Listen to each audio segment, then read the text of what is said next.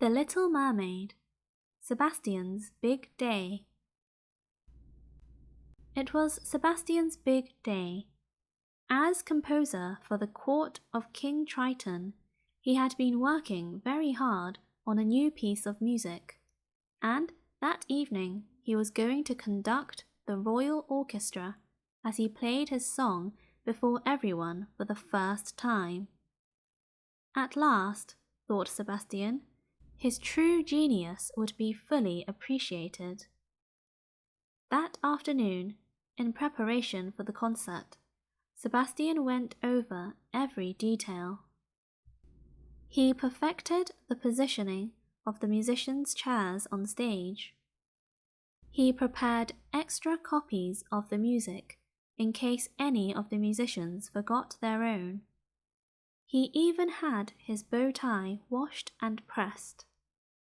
Then, just before the curtain went up, the musicians began to gather backstage.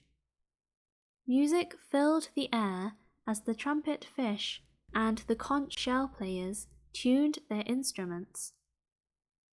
Benny the octopus, the orchestra's drummer, was the last musician to arrive. "Sebastian!" he exclaimed, rushing over to the conductor. I can't play tonight." Sebastian stared at Benny in shock. "What do you mean, you have to play?" "You don't understand," Benny replied. "I can't. I took a nap this afternoon and fell asleep on my tentacles, and now they're all tingly. I can't hold my drumsticks." The gravity of the situation hit Sebastian hard. "What am I going to do?" he exclaimed, looking around at the musicians. "My composition calls for 8 drums.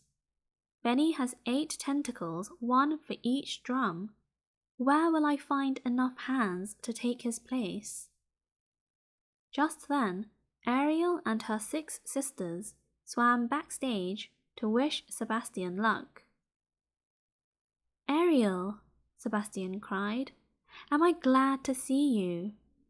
He explained his problem to Ariel and her sisters. "Could each of you help by playing a drum in the concert?"